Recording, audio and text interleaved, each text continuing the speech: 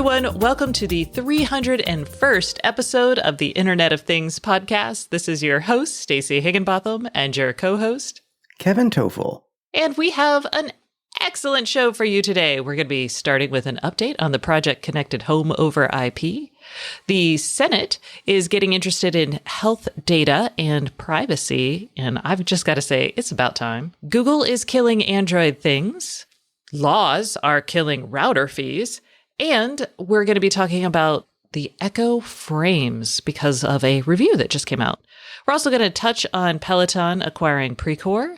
We've got a review of Hoobs, which is Homebridge out of the box, and assorted news coming from CES from LG, Hampton Locks, and Netatmo, which may be pronounced Netamo. I don't know. We're also going to be hearing from our sponsor, Calyx, and our guest is Sharon Mirsky, who is COO and a co-founder at Firedome. We're going to be talking about security threats coming to the IoT in the new year, and really, whose job is it to secure devices anyway? You're going to want to hear that. She offers some great advice for consumers and tries to, we're just going to say she's offering great advice to consumers, so stick around for that. And now, let's take a quick break to hear from another one of our sponsors, Plume. Y'all, Plume is in over 20 million smarter homes and counting.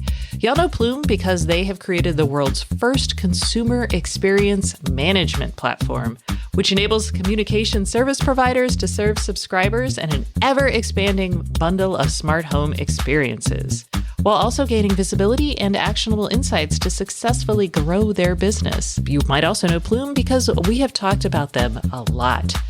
They have a cloud-based platform that really optimizes Wi-Fi connectivity in the home for various devices. And now they want you to know that Plume is in more than 20 million homes globally. They have over 150 CSPs relying on their platform, and you can follow their success at plume.com.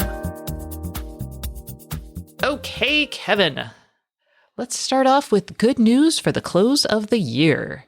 This is New Year's Eve, actually. If you're listening on Thursday, it's New Year's Eve. So let's all just say a good bye to 2020.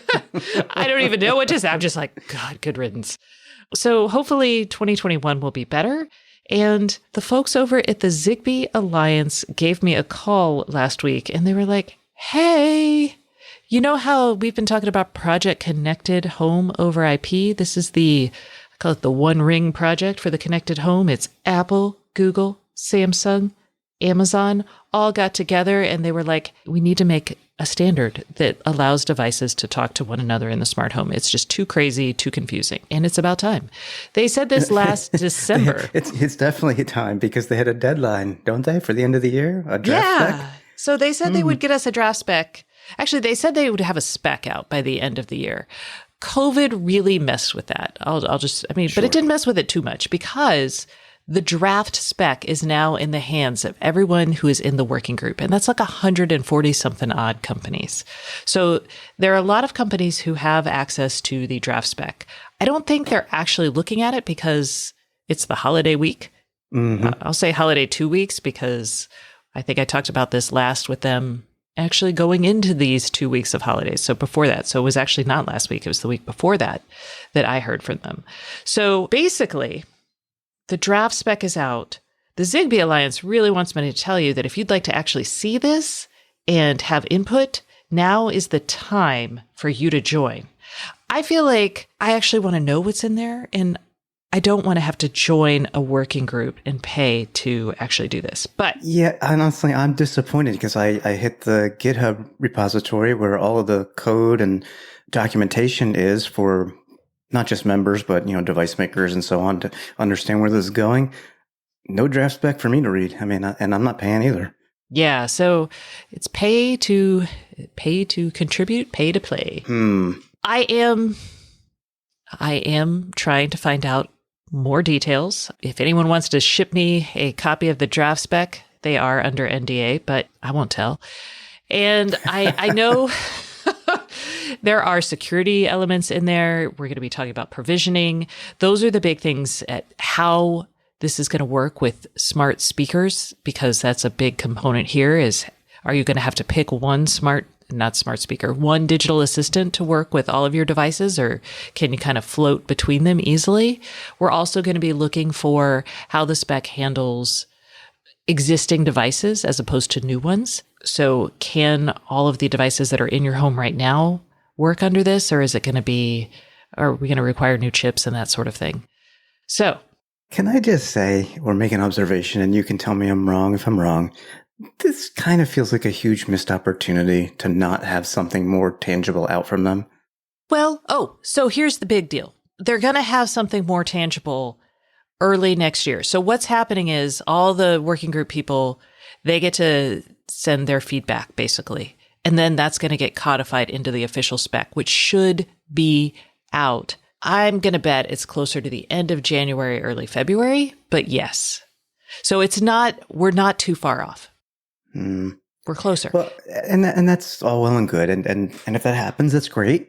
I just feel like it's been a lot of build up, and the real first date of something, and we can't talk about it because we don't have access to it. And I don't know.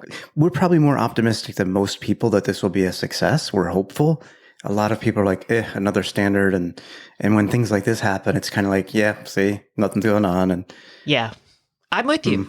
I am disappointed. And I'm not down on it. I'm not writing it off. I'm just saying it just feels like a missed opportunity. It does, Kevin. It really does. So I'm hopeful. Again, send me your draft spec, y'all. We'll talk about it. We'll read it and weep. Okay. So that's what we know about Project Chip. I'm still excited. They're coming in, just skirting under the 2020 deadline. We will see products in 2021. I do believe that. Do I think they're going to be out ASAP? Probably not. I do think we have already seen products that are chip ready. Things like the Apple HomePod Mini, things like the NanoLeaf Essential Lights that have Thread in them. I think all of those are Project Chip ready devices. The other thing we should prepare for is it's not going to be called Project Chip forever. Right. It's going to get a real name. We don't know what that real name is. I don't know if we're going to, maybe they won't give out the spec until after the name's out. That feels like a very Apple-y thing to do, right? One Home. Ooh. There you go. Yeah. Somewhere there's a team of people just researching the heck out of trademarks.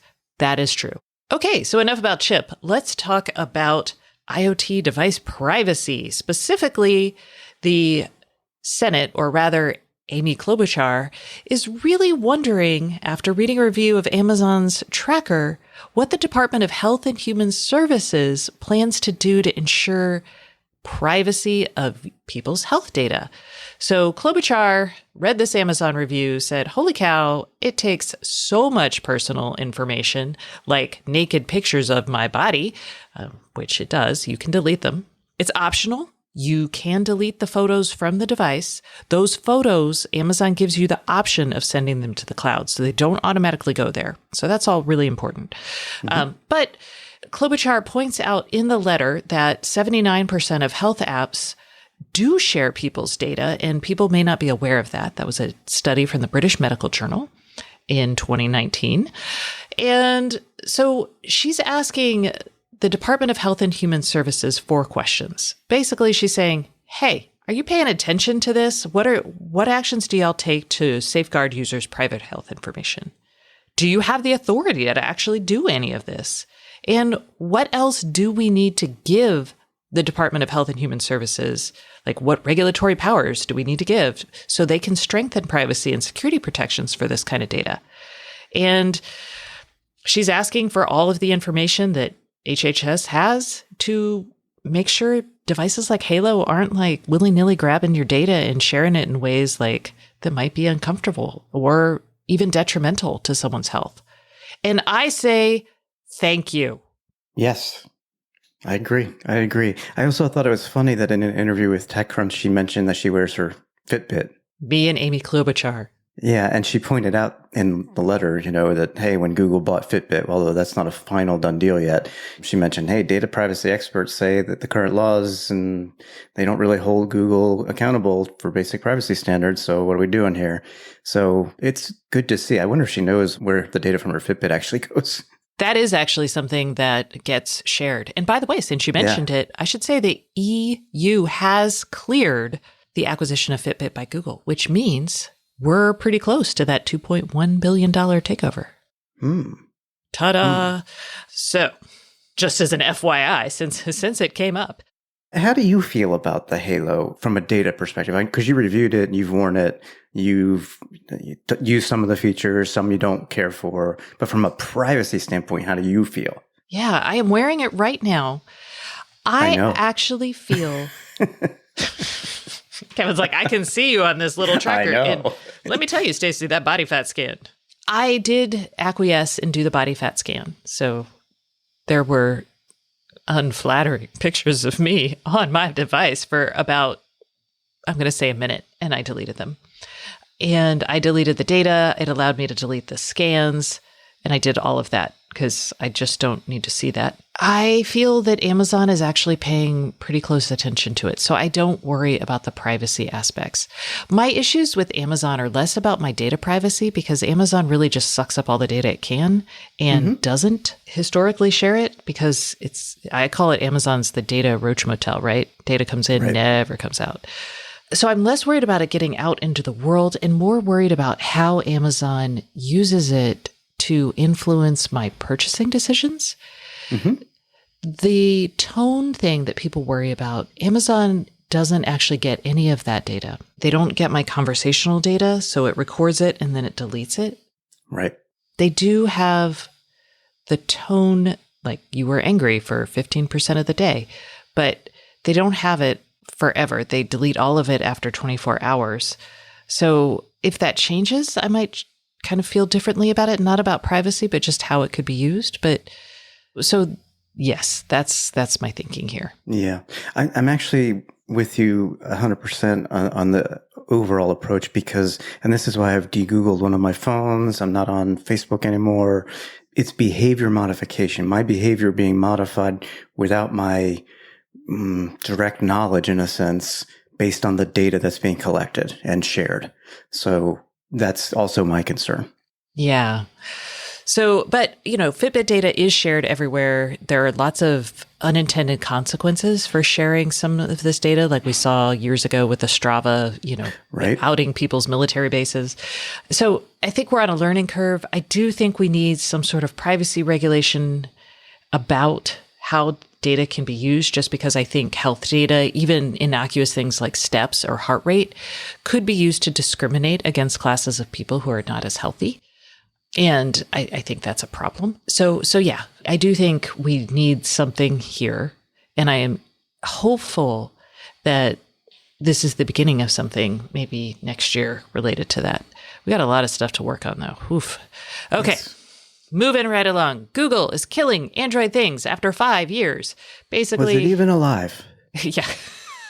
Was it even alive? I mean, remember, this started as Brillo way back in 2015, 2016? Brillo and Weave.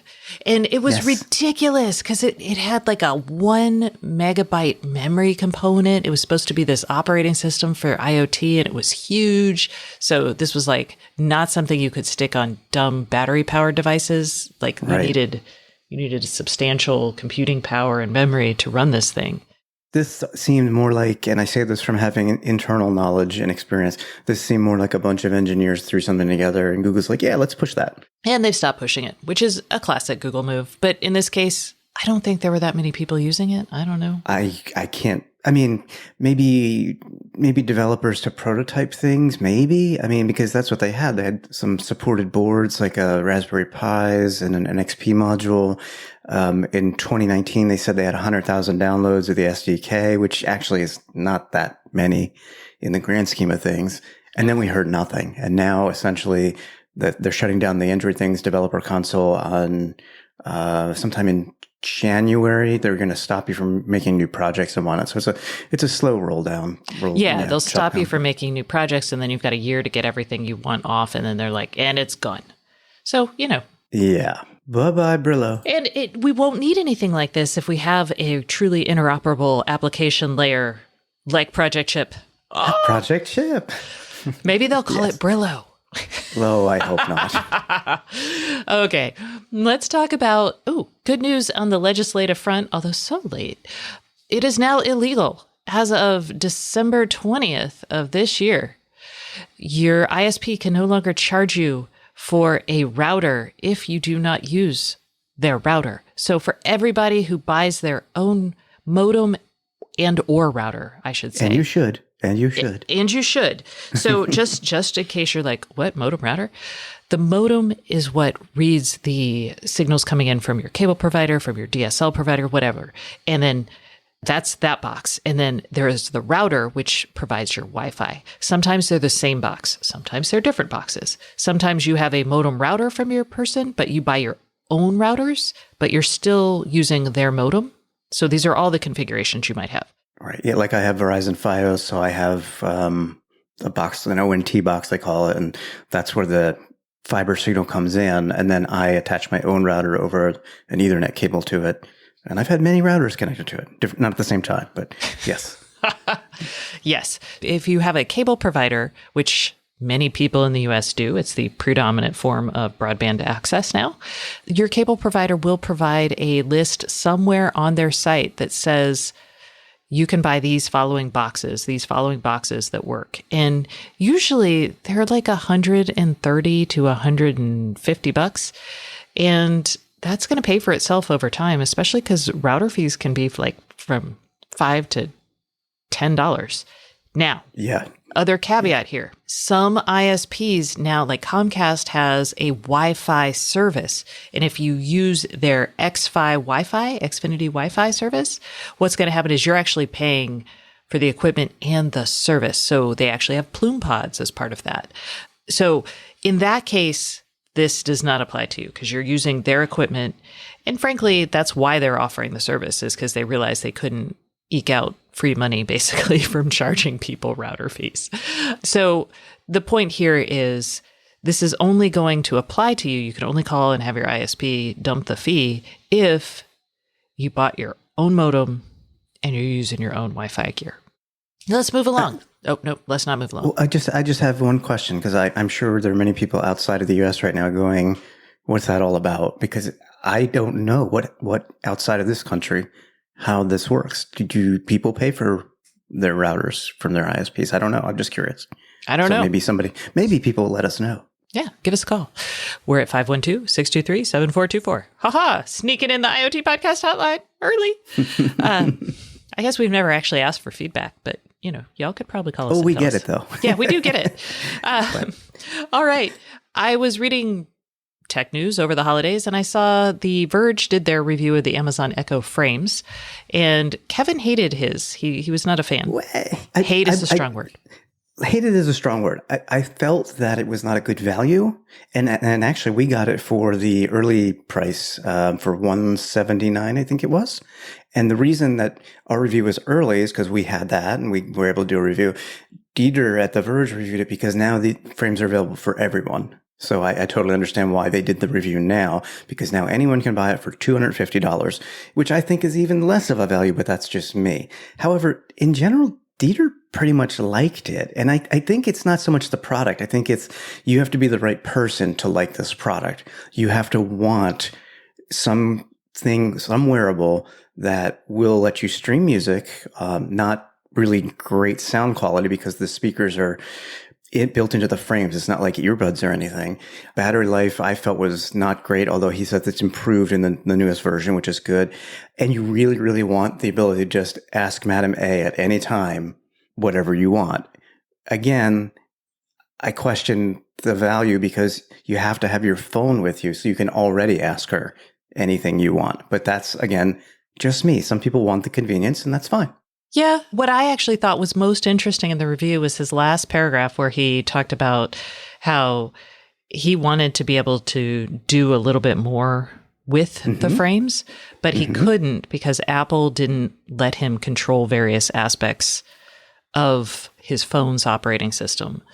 Right. There are some differences. If you use these with an Android phone, you have access to like return text messages where you may not with an iPhone.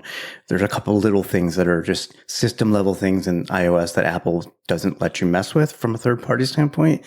And I agree with him.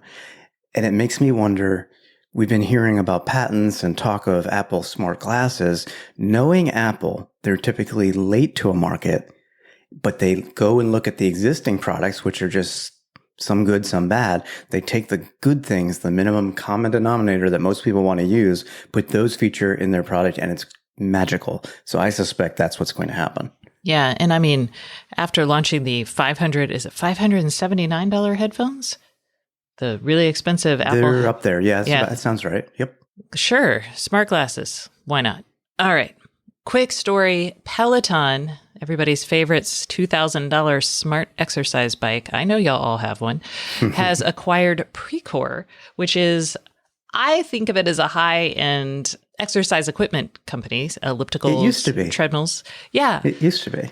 But Kevin argues that it's kind of mid-range now because it doesn't have the smarts. Yeah, there have been companies that have brought up a higher price point, more features.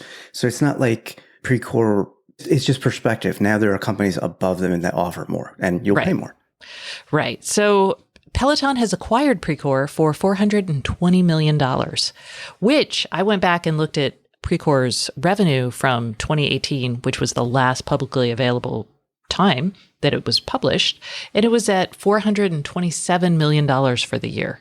So my hunch is this is a deal that, this is not one of those Facebook buying WhatsApp kind of deals. This is just like I need this. And Peloton, basically, it sounds like they're acquiring this for probably two reasons. One is more important. The first reason is Precor has two factories and Peloton cannot make enough bikes right now, and apparently treadmills as well.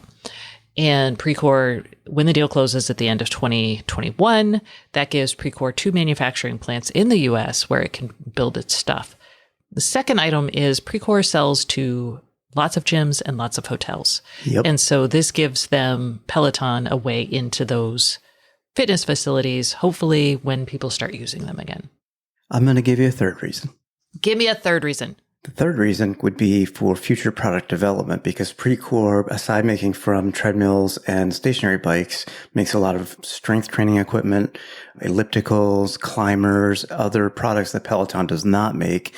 And it's probably easier to just take something they've already got designed, beef it up, add some smarts, double the price. And hey, there's a whole line of stuff you can get now from Peloton. If Precor is the Lexus, I own Precor's Toyota brand of an elliptical. And it's a very good elliptical.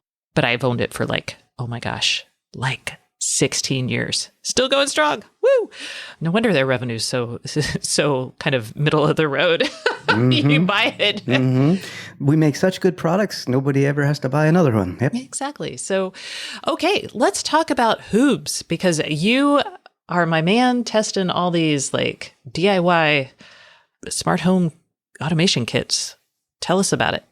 Yeah, so you were reading tech news over the holidays, and I was testing tech over the holidays. I spent a ton of time with Hoobs. Let me tell you what it is. You Stacey, you nailed it. It's kind of like a DIY smart home hub, although it's more prepackaged and more retail available. When we say DIY smart home hubs, I'm thinking of things where you take a Raspberry Pi and you plop some software on it, and that becomes your smart home hub. Something like HomeBridge, Home Assistant. Shoot, there's another one I tested. OpenHab, yeah. So it's basically what the Hoobs people have done, and some people are not happy about this, actually, as I was reading on Reddit over the holidays. The Hoobs folks have taken HomeBridge software, which is open source, and HomeBridge has been around for a while. It basically lets you take non-HomeKit devices and kind of use your hub to trick Apple's Home app to thinking that these devices are HomeKit devices. So things that don't have HomeKit support, such as Wise bulbs, for example, because I tested the crap out of those over the week, are not HomeKit compatible. But with HomeBridge, you can make them HomeKit compatible in a sense, unofficially, of course, and use them in the Apple Home app with automations and so on and so forth. It's a hacky kind of thing, but it's pretty well done. And what Hoobs has done is they have taken a Raspberry Pi, put a nicely designed case with their branding on it around the Raspberry Pi, bundle it up with a power pack, a power cord rather, and an Ethernet cable, and they're selling it And that's why some people are not happy. They're like, hey, they're getting rich off of open source work. God, those Yeah. people. So, and I get that, but that's neither here nor there. It's also $169.99, whereas you could take a Raspberry Pi for $35 to $50, get a free download of Homebridge or even Hoobs, and put it on your own device. So what Hoobs has done is they've packaged it up. There's no installation. They've removed that. It's consumer friendly looking. The web interface that they have created for this is also very nice and intuitive. Okay, but, Now, but there's always a but. Well, it's still Homebridge at its core. And I'm not saying Homebridge is bad, but even though Homebridge has plugins for over 2,000 devices to use with Hoobs or Homebridge itself natively, you've got to have the right devices. I found a lot of mine don't have plugins. So it's not a true buy this off the shelf and attach all your things to it, because you don't know until you buy it and look for plugins if they're going to work. And even when you get it, I struggle to find solid, reliable plugins or find out which is the right plugin. There's 9 Zigbee plugins because, again, open source. Somebody makes a plugin, they throw it up on the web, and maybe they don't even support it anymore, as I found out in my testing. Plugins from 2018 that had one release, no README file, no instructions. What am I supposed to do with that? So Hoobs has met the initial setup and presentation package part of this from a retail perspective, but it's still Homebridge. And it can be frustrating. And I'm just going to say it. It can be frustrating. So what I said at the end of my review probably makes the most sense to sum all this up. If I was starting a smart home from scratch and I did not already have devices, yes, I would strongly consider Hoobs or Homebridge or something similar. Because I have so many devices and many of them are not really working well, if at all, with Hoobs, I would not continue with Hoobs. So, and who would be is it someone who wants to use the Home app on Apple? Like, who is the market? Yes. Okay. Yes, because Hoobs itself and Homebridge by default doesn't provide an automation routine setup, no rules or anything like that. You need some interface to interact with your devices, set up automations, etc. And this is for people who live in the Apple home world.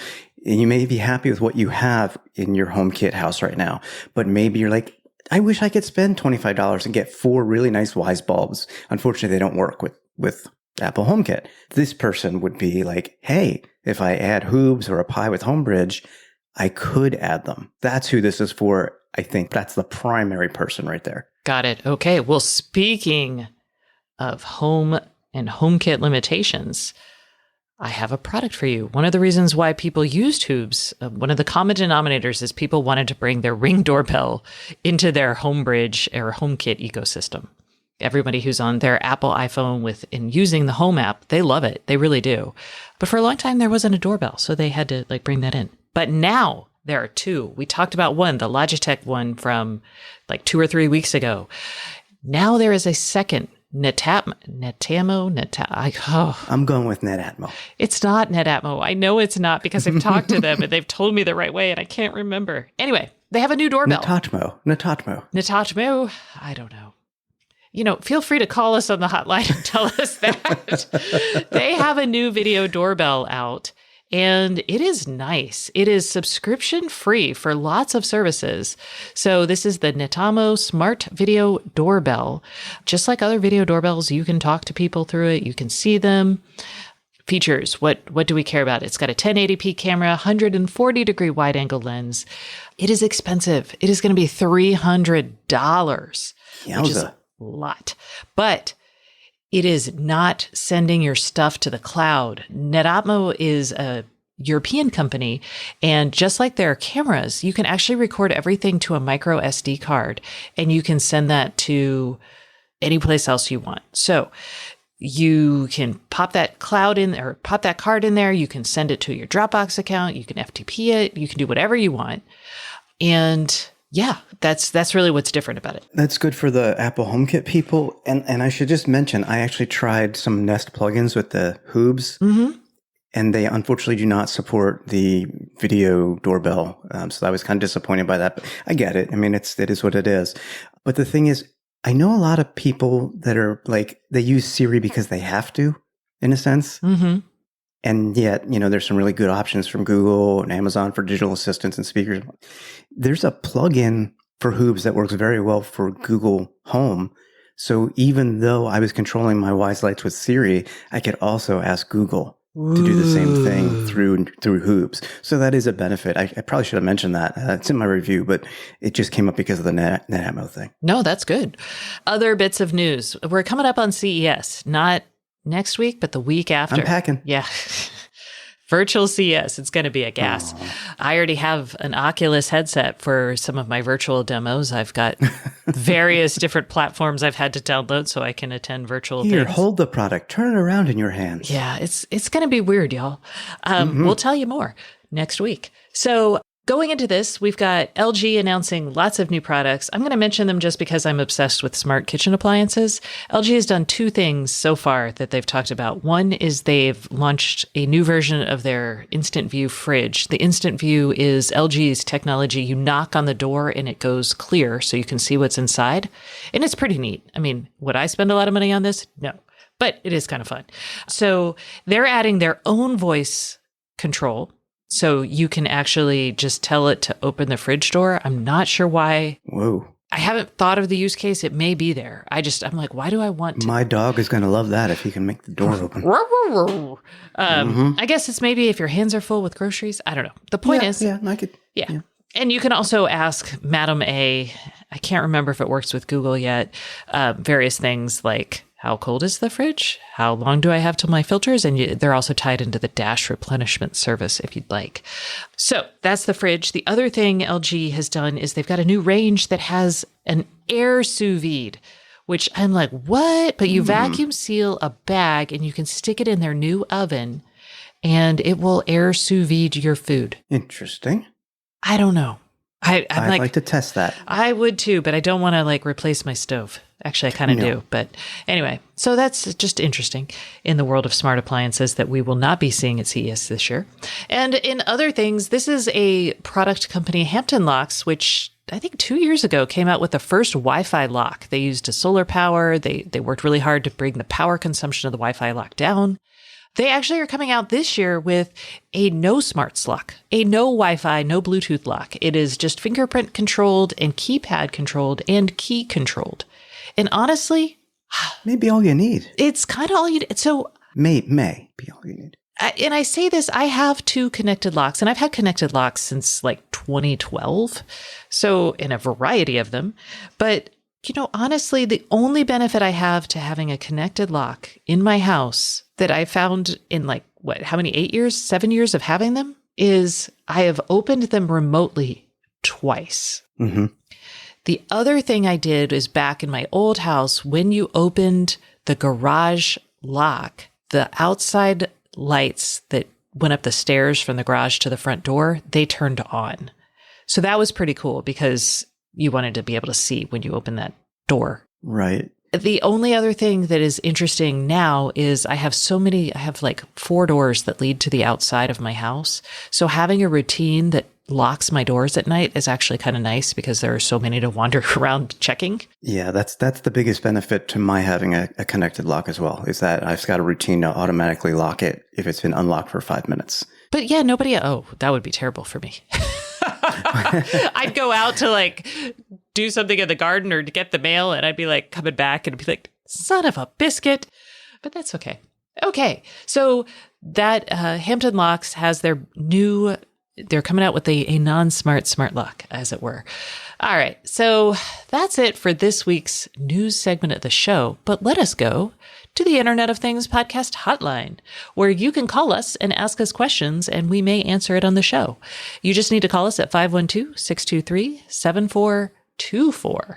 Before we get to it, just remember that the IoT podcast hotline is brought to you by Very. Very is a fully distributed IoT engineering firm helping you to get your biggest projects fully operational, on time, and on budget. Discover what Very's multidisciplinary teams can do at www.verypossible.com. Okay, so if you call us and let us know your questions. You will be entered to win a smart speaker. This is for the month of December, which ends actually the day we record this show. So if you hear this show on the 31st before midnight Eastern, you can actually call and be entered to win a smart speaker of your choice. So yeah, 512-623-7424. And now let's hear from this week's caller. Hey, Stacey and Kevin. This is Pete from Colorado. First up, I just wanted to say, love your show. I really appreciate the time and effort you put in to making it super informative, so thank you. Now for my question. I was wondering if you have any recommendations for kids' smartwatches that are connected to LTE. I'm not quite ready to give my kids phones yet, but I'd love to have some way to contact them. We're an Android family. It seems like the Gizmo by Verizon is kind of the only game in town or option out there. But I'd love to find one that might work with Google Fi. Just wondering if you had any recommendations. So Pete has a really interesting question because you'd think this would be like a readily available product already, right? Smartwatches have been around and have been maturing for many, many years now. Well, in the grand scheme of things, many years. But there really aren't any good kids smartwatches. And we researched a bunch. They're either big and clunky and no child is going to walk out of their house without tucking it in their pocket because they don't want to be seen wearing it once they leave for school, or it just doesn't have the features that Pete wants and so on. My initial thought was, you know what? Just go with the Apple Cellular Watch SE. It's $329. It's perfect. It's actually aimed for kids in a sense. Apple's got all kinds of kid features for parental management on it, but Pete is living in an Android house, which I respect. So that's not really an option. He also wanted to use Google Fi, and that's really tricky because it's not doable, basically. And part of the reason is, and I say this as a Fi user since the day one of Fi does not support smartwatches officially. And the only devices it supports with eSIMs, which smartwatches typically have, eSIMs, the only devices it does support are recent iOS devices, not even Android devices with eSIMs. So there's just no way at this time. That may change. Who knows what they're going to do with Fi? But as of now, it does not seem like an option. It's just, that's a tough ask right now. But Stacey, you found something. I found a lot of things. So Pete, you mentioned the Verizon Gizmo. And then I also found a Explora, Xplora,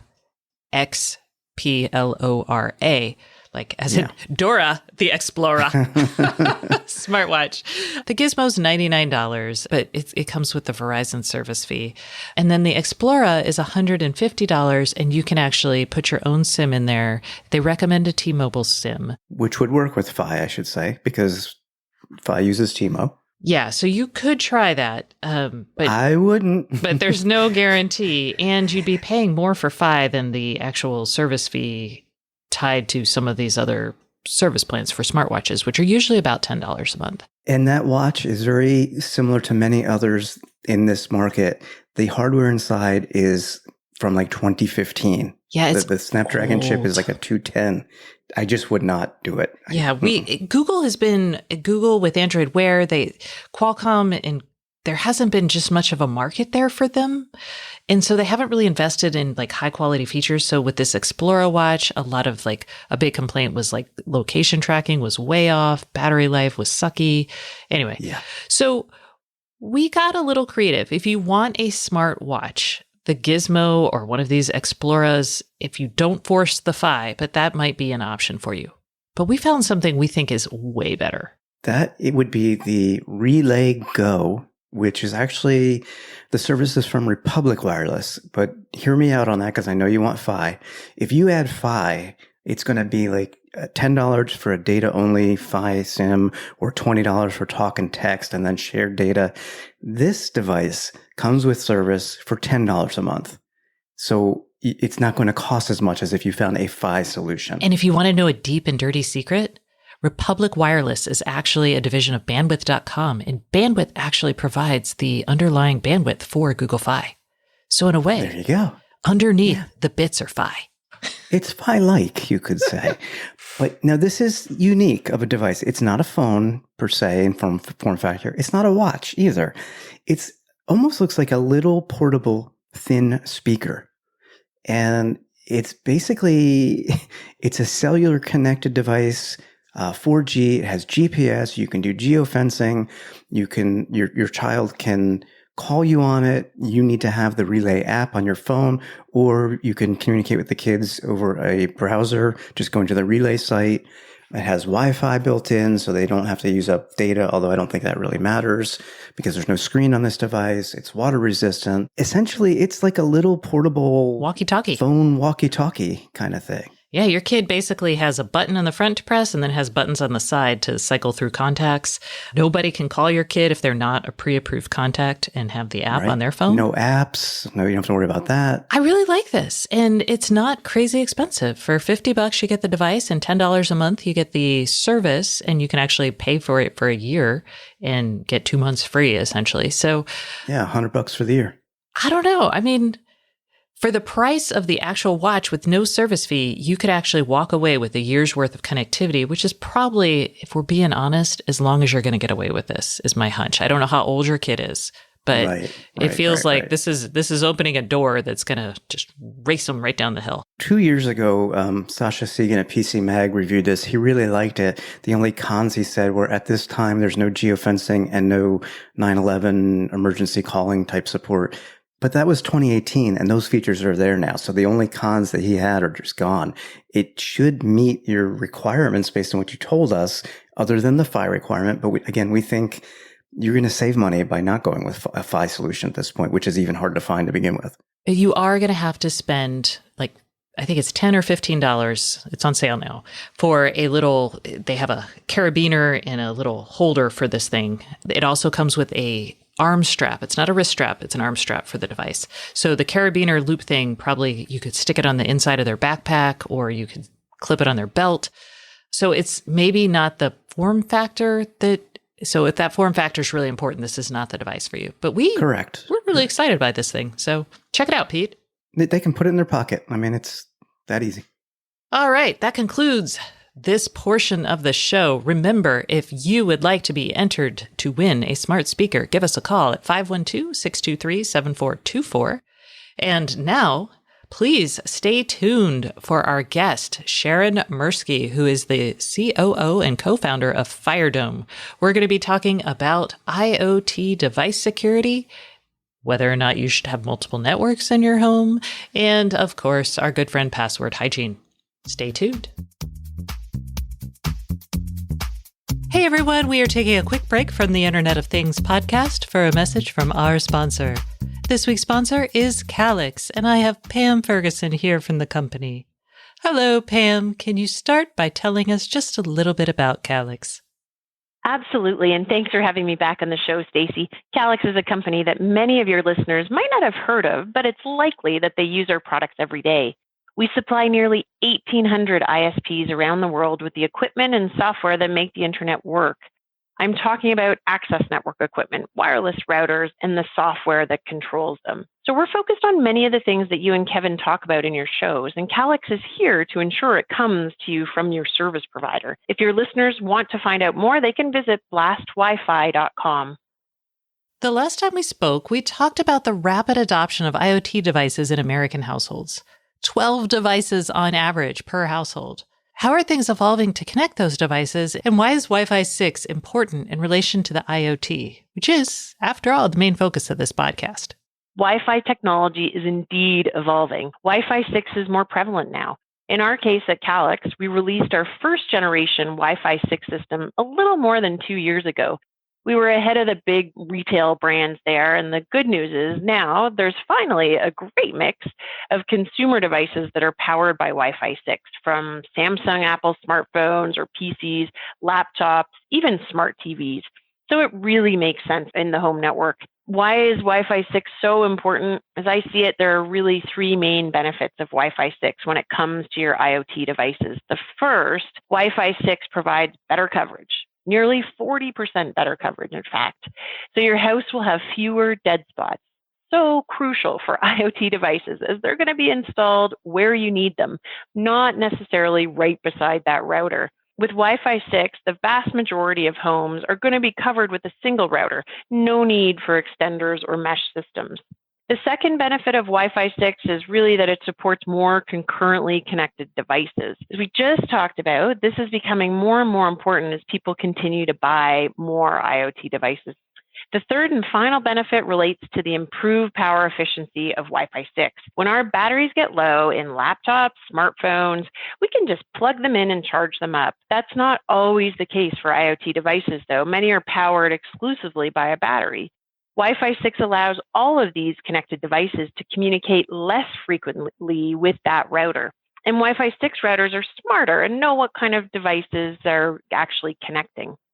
If the device is transmitting lower data rates, they can remain powered off for longer periods of time. All of this to say as well that it's a great time to demand Wi-Fi 6 capabilities in your router, and your service provider is a great point of contact to deliver that to your home network. Thanks, Pam. Can you remind people where they can go to find out more information about Calyx? If you want to learn more about our awesome Blast Wi-Fi 6 systems or Command IQ, our mobile app, you can check out blastwifi.com.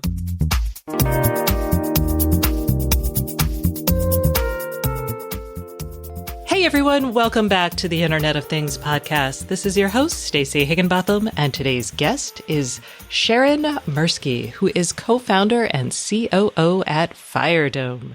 Hello, Sharon. How are you today? I'm good, Stacey. Thanks for having me. How are you?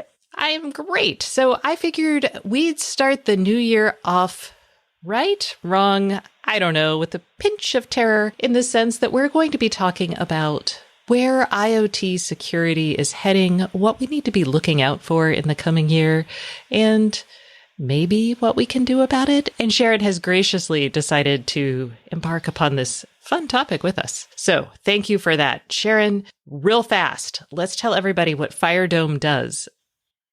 So FireDome does two main things.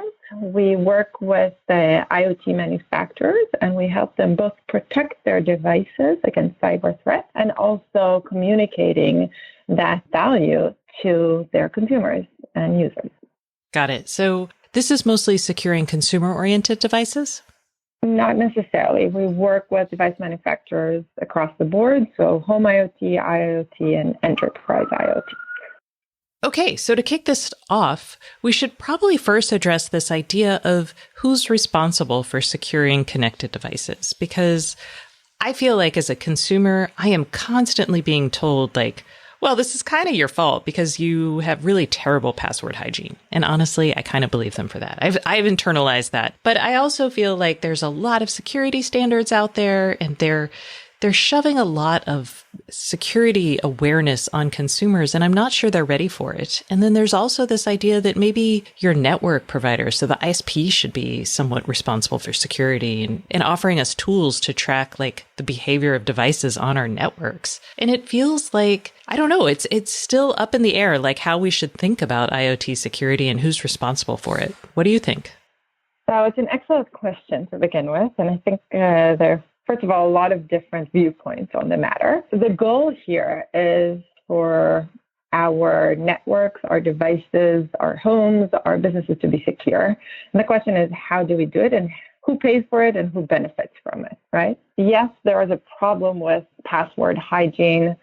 Consumers, unfortunately, don't understand enough, don't want to understand enough, or are not capable of being CISOs. What can you do? That's the truth. And you can't trust the consumers to do that work for you.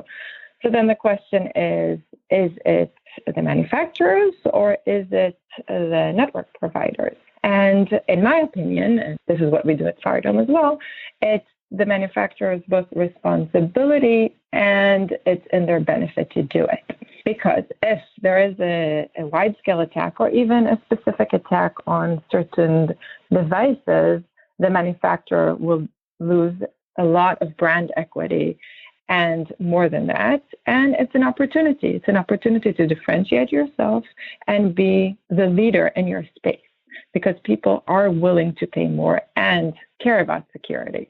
Okay, so I want to push on that a little bit because one of the more common strain of questions we get on the Internet of Things podcast is actually, hey, I found this particular device from a relatively unknown or a totally unknown brand. Have you heard of it? Because it's super cheap and I'm concerned that it might be a security risk. But if it's not, I totally want to buy this super cheap thing, not the expensive one. Right. So I think in the US, at least, and the people who are listening to our show really prioritize price over security. And I don't know how we get that to change.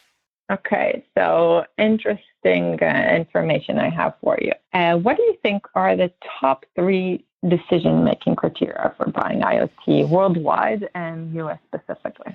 Okay, I'm going to guess they are something along the lines of price, use case, like does it do what I need it to do? And we'll go with security, because I feel like you would not ask me this if it weren't in there.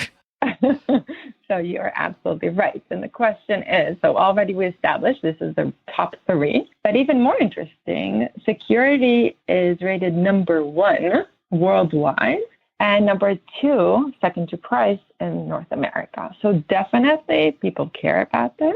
They are willing to pay for it. There are studies that show that there is a 29 to 40% willingness to pay extra for an A-rated cybersecurity device, a device that is secured. People are willing to pay, 31% are willing to pay up to $5 or more per month for a cyber subscription.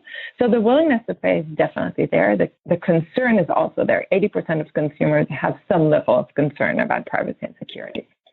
Okay, so that's I like that. That makes me feel good because I'm like, yeah, it used to be everyone's like, this is cheap, I'll buy it.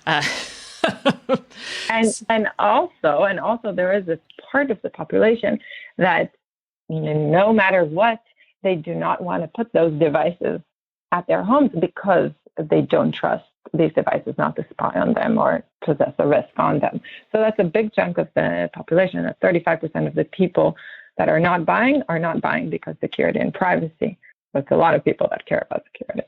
That is definitely, and privacy. So there are lots of options coming down the pike for someone who values security. There's the UL security option. There's the IOXT. There are even, a lot of people talk to us and they're like, well, I'm just going to keep everything local, run it on my local network. A lot of people are separating out VLANs to run their IoT devices on as a way to improve security. So what are your thoughts on, I guess, those options, or just how to make things a little bit more secure and how to make that easy for consumers?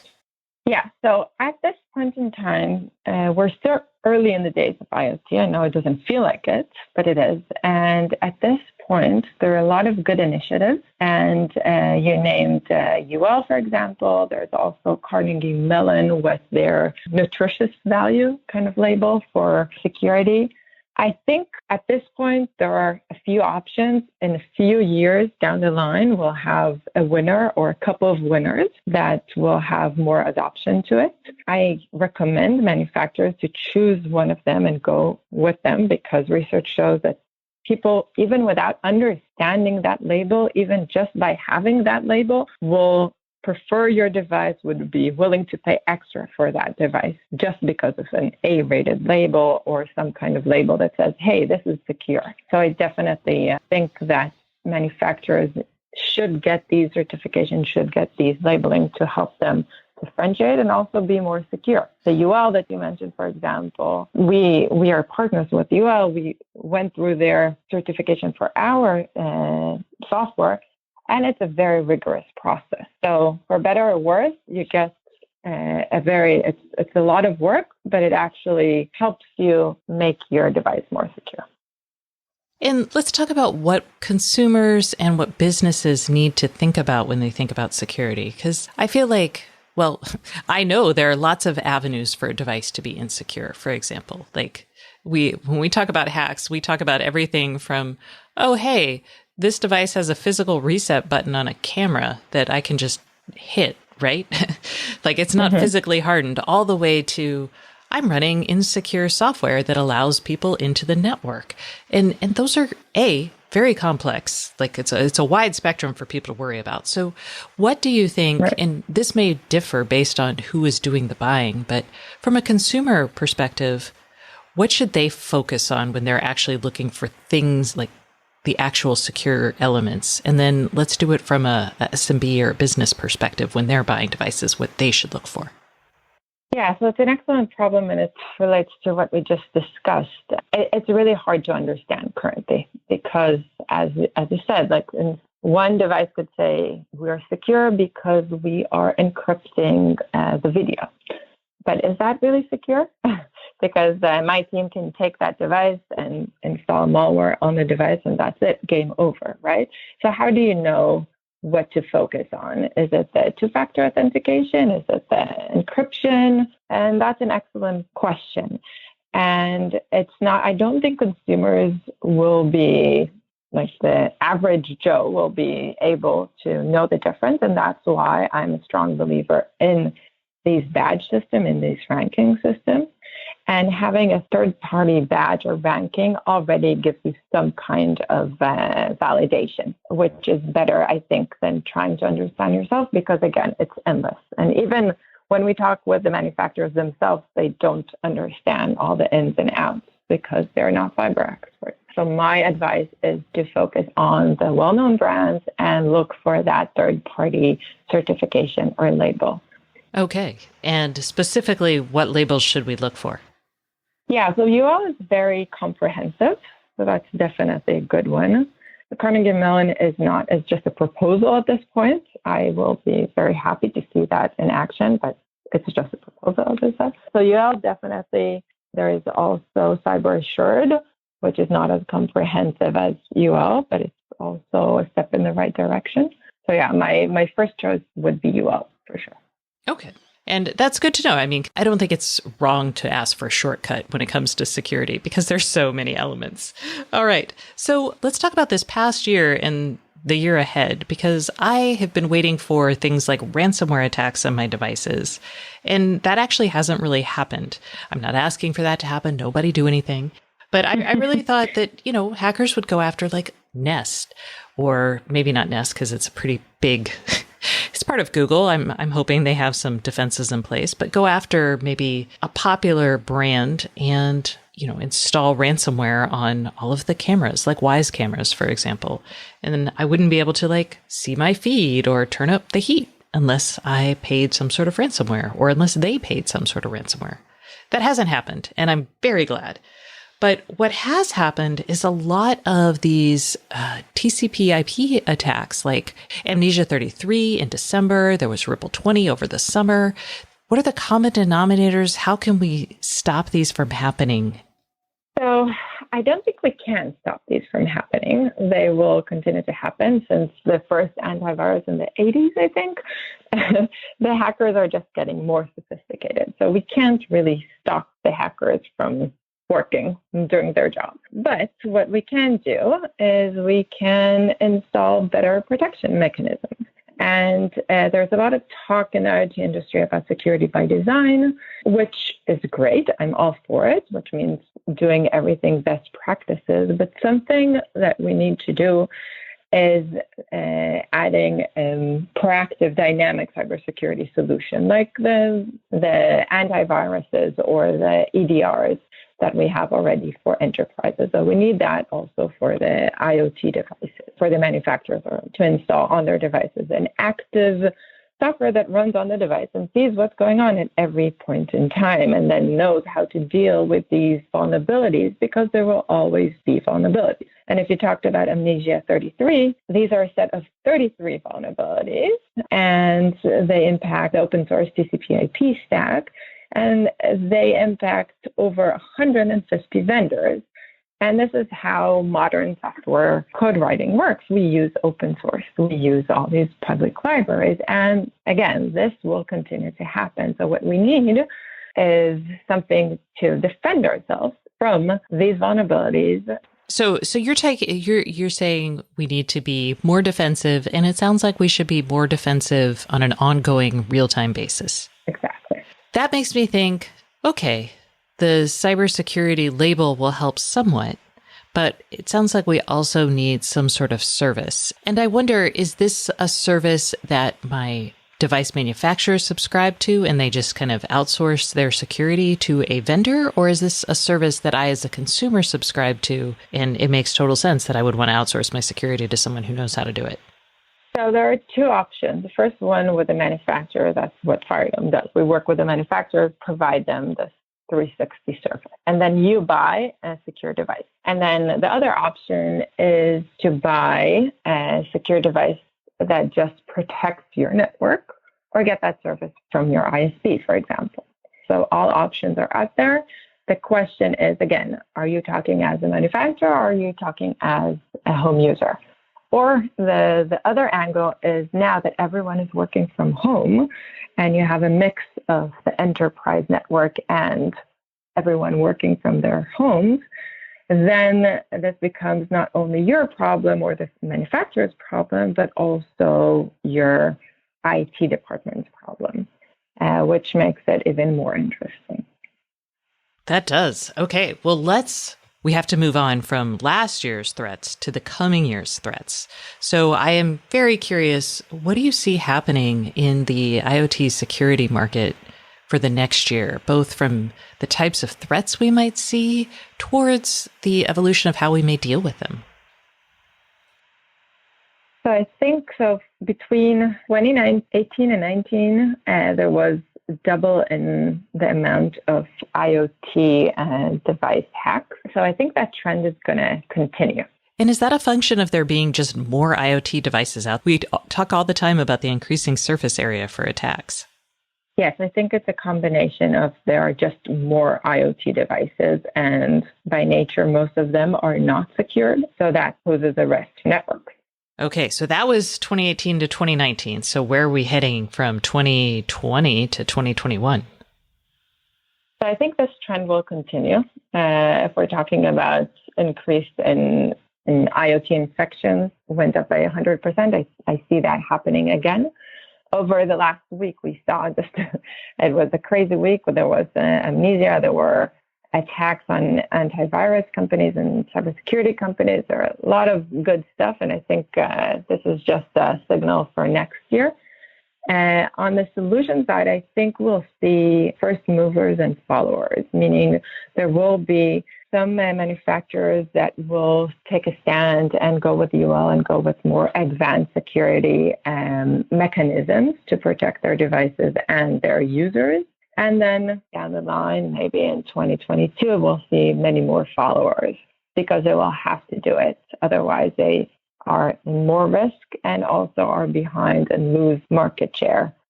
Okay, so we should expect both more attacks coming in the next year, but also more people becoming aware of this and preventing them? And taking actions to prevent them. And again, that will determine, again, if you're a follower or a first mover. So I don't expect all the manufacturers all of a sudden taking a stand, but I do see a lot of manufacturers doing more from a security perspective. And you mentioned an IOXT, and there are a lot of initiatives out there. So I think there will be more and more adoption for this, but there will be the more advanced one and the ones that will follow that won't want to take the lead and will just be forced to take the lead in the following years. Okay. So what about all the insecure devices I have purchased from, let's say 2013 to 2017? Should I just be dumping those on a garbage fire? So I would check when was the last update that was done on these devices, if you can. If it wasn't patched for a while, yeah, that's kind of scary. And then from a best practice, I would make sure, again, from a consumer perspective, change your password, please. No more default password. That is really not good. So change password, try to put it on a separate VLAN or a separate network. And yeah, try to buy more secure devices, and it's worth it. You don't want to be that person that someone shouts on your baby monitor to your baby, or someone looks from your doorbell or talks to you. These are things that are actually happening. Yeah, I'm more concerned about my connected oven, getting turned on at a high temperature. Although I will say my oven is designed to say, oh, this isn't right, and shut itself down. So also as part of this, then it feels like there is a need for more communication from device makers, not just around security, but also things like how long they're going to support devices. And we really don't have that today. I just bought a brand new smart speaker. I just bought some connected buttons, and nowhere in that purchasing process did I get any sort of indication on how long these would be supported. And I think that's kind of an issue as I'm trying to buy things that are secure.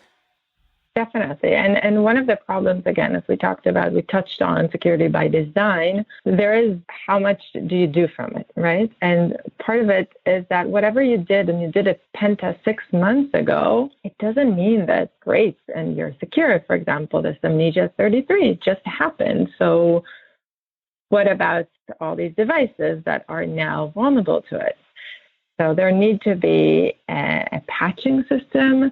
If it's real time, even better, but you're absolutely right. There needs to be some kind of way to understand if there is an over-the-air update, how often is it done, how quickly are you exposed, or do you get an email from your device manufacturer, hey, you're exposed, but now we're dealing with it. I think there needs to be much, much more communication. And also back to UL, for example, their program requires them to check every 6 months to see if you still deserve the badge that you got. And for the Diamond, which is the highest rank that you can get, you need a mechanism that solves problems and solves vulnerability with patches in real time or near real time. Yes, and I do like that. I'm like, yes. Okay, and as our final question, I'm going to throw this out because it's super complicated and we get it all the time, and you mentioned it, which is putting your IoT devices on a separate network. Most people, they're like, can I put it on a guest network? And when we tried that, it didn't seem to help, and it seemed like we had to do it on a completely separate VLAN, which requires some pretty, I'll call it enterprise class Wi-Fi gear. So for the normal consumer out there, do you think they need to go that far? Is a guest network enough? What's your advice there for them? I think the guest network is definitely better than nothing. I think having a service that tells them what's going on in their network from their ISP, or buying a device that can tell them what's their security score would be helpful. I think knowledge and visibility is helpful. All right. So it sounds like I need to start budgeting for a security service. It won't hurt. Or just buy those devices that are secure, and then you'll be in better shape to begin with. Okay. Although I will say UL has several levels of security, and the lower levels are not super secure. That's true. But at least you know it when you buy it. Okay. All right. Well, Sharon, thank you so much for coming on the show this week. I feel like I've got some devices to throw out. I've got some networking to handle in my home, and I'm hopefully going to be better off because of it. I hope so. My pleasure. Thanks for having me. That's it for this week. Thanks so much for listening. And remember, if you'd like more IoT news, sign up for my newsletter at stacyoniot.com. We'll see you next week.